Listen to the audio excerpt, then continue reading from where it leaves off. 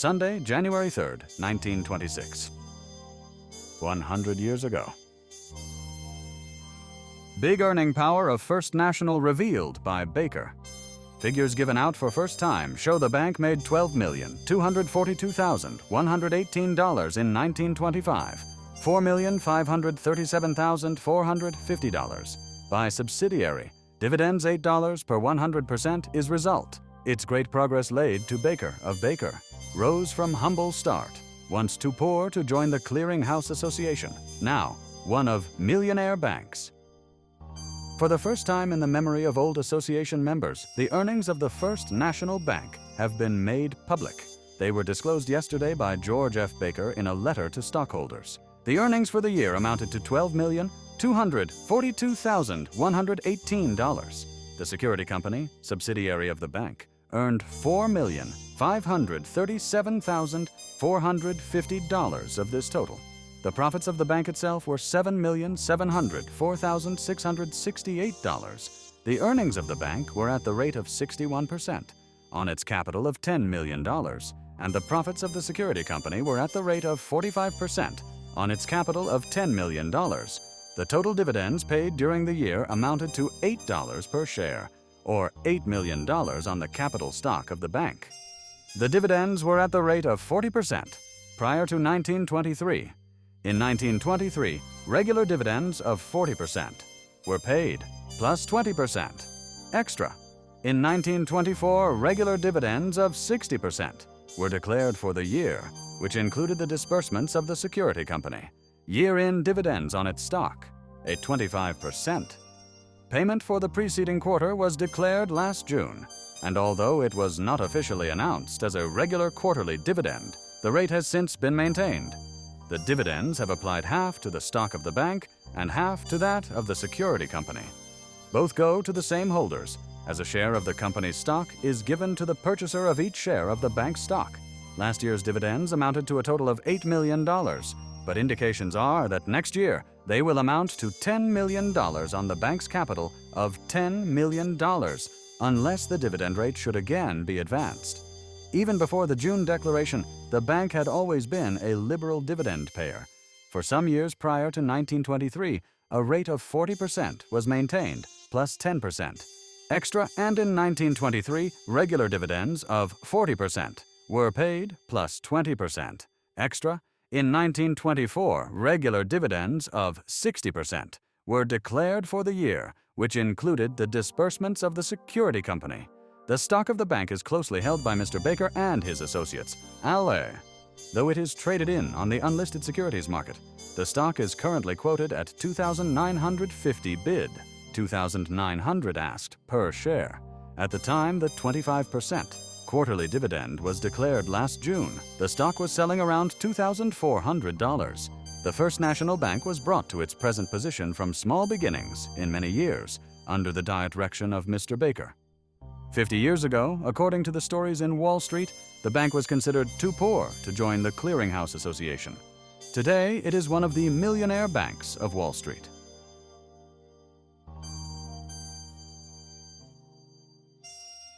McLaughlin Ensign-Wright's Division for Special Service moves to old system of making precinct captains responsible for their areas. Patrolmen to check vice, ordered to keep at presence on the beat. Old deputies to carry on commissioner to continue policy begun by Enright. Police Commissioner McLaughlin yesterday ordered the disbandment of the Special Service Division headed by Deputy Commissioner John A. Leach, which was created under Commissioner Enright for the purpose of checking vice and other law violations. The men formerly attached to the division will be returned to their former commands. The work of checking vice will be placed in the hands of the patrolmen and precinct captains under the old system in effect before the creation of the Special Service Division. Commissioner McLaughlin announced that the change was inspired principally by the failure of Chief Inspector Leahy or any of the 8 deputy inspectors and 17 inspectors of the force to say a word in behalf of the Special Service Division. At no time, he said, did they protest against the division's disbandment. Mr. McLaughlin said that although the inspector and his deputies had been asked for suggestions as to the continuance of the division, none had been received. The commissioner said he would continue the policy begun by Commissioner Enright of holding precinct captains responsible for conditions in their precincts. Plainclothes Patrolman Garrett Golden said he had been assigned with another patrolman of the Special Service Division to investigate a complaint sent to police headquarters that a bar was being conducted as a gambling place.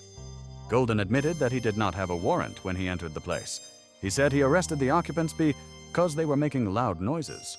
Some of the gambling testimony was brought up in his direct testimony, but under cross-examination, he admitted that he had no evidence that gambling was going on. Like the others, they were convicted by the court, however, and the same penalty imposed, a fine of $5. Who was spoken for Squad? Mr. McLaughlin, in announcing the change, said that it was inspired principally by the failure of Chief Inspector Leahy or any of the 8 deputy inspectors and 17 inspectors of the force to say a word in behalf of the Special Service Division. At no time, he said, did they protest against the division's disbandment. He said that although the inspector and his deputies had been asked for suggestions as to the continuance of the division, none had been received. The commissioner said he would continue the policy begun by Commissioner Enright of holding precinct captains responsible for conditions in their precincts. The commissioner said the men assigned to the Special Service Division would be returned to their former commands. McLaughlin was asked a reporter about it when he met reporters at police headquarters. He said that the Special Service Division had been an experiment and that he believed the old system would be more effective. McCormack gives $500 to destitute family in thanks for success of World Radio concert.